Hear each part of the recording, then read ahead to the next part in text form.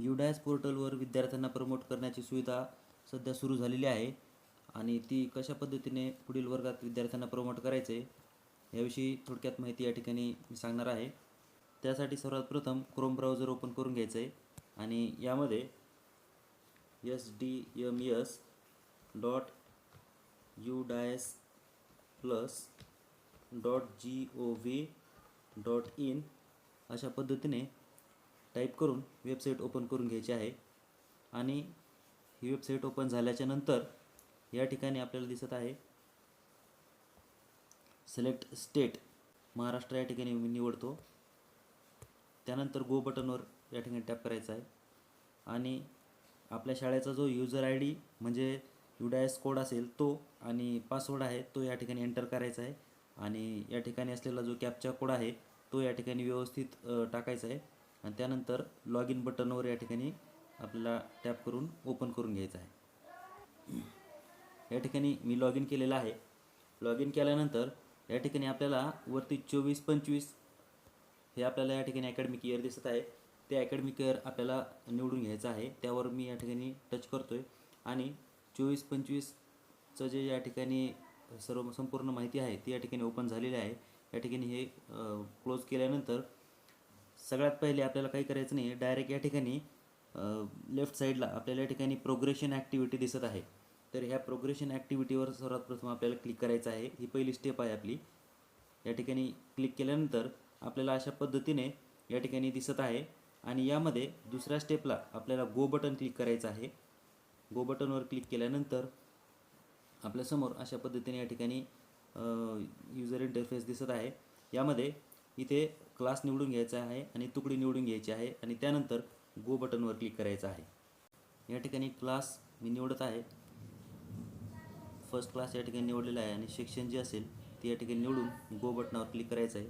त्यानंतर आपल्या त्या वर्गातील सर्व विद्यार्थ्यांची यादी आपल्यासमोर या ठिकाणी दिसत आहे। ही सर्व यादी या ठिकाणी आपल्याला दिसत आहे। यामधील आता हा जो पहिला विद्यार्थी आहे या पहिल्या विद्यार्थ्याची या ठिकाणी ही जी डिटेल दिसत आहे तर 4 डिटेल्स आहेत या ठिकाणी, पहिली, दुसरी, तिसरी, चौथी तर या ठिकाणी हे आपल्याला फिलअप करायचे आहे। सर्वात प्रथम या ठिकाणी सिलेक्टवर क्लिक करून प्रमोटेड आपल्याला करायचं आहे, म्हणजे तो पुढच्या वर्गात जाणार आहे। त्यानंतर त्या विद्यार्थ्याचे जे काही गुण आहे मागच्या वर्षाचे तर ते या ठिकाणी पर्सेंटेजमध्ये स्वरूपात आपल्याला भरायचे आहे। सपोज या ठिकाणी आपण 86% त्याला मागच्या वर्षी आहे हे टाकलेले आहे आणि तो 219 दिवस शाळेमध्ये उपस्थित होता।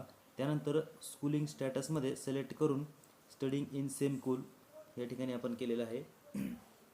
त्यानंतर समोर या ठिकाणी आपल्याला दिसत आहे या ठिकाणी प्रमोटेड केल्यानंतर या ठिकाणी क्लास 2 ऑटोमॅटिकली आलेला आहे।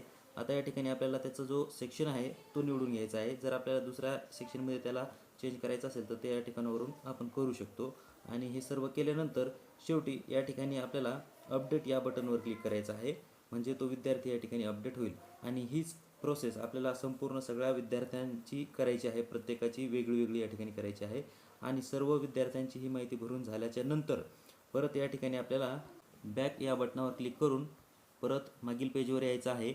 व्ह्यू समरीवर क्लिक केल्यानंतर आपल्याला आपण केलेली जे काही प्रोग्रेस रिपोर्ट आहे तो या ठिकाणी सगळा दाखवणार आहे। मी आता एकही प्रोग्रेस या ठिकाणी प्रमोट केलेलं नाही विद्यार्थी, त्यामुळे पेंडिंग आहे। सर्व विद्यार्थी प्रमोट करून झाल्यानंतर या ठिकाणी आपल्याला प्रमोटेड असं या ठिकाणी दिसेल आणि त्यानंतर चेक झाल्यानंतर परत या ठिकाणी बॅक करून आपण फायनलाइज हा शेवटचा जो ऑप्शन आहे तर हा अत्यंत महत्त्वपूर्ण ऑप्शन आहे मित्रांनो।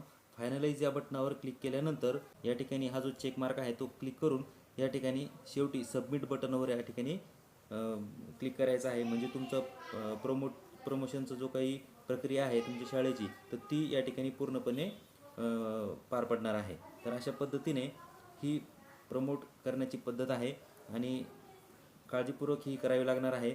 त्यासाठी हा व्हिडिओ आणि माहितीचा व्हिडिओ तुमच्यासाठी मी आणलेला आहे।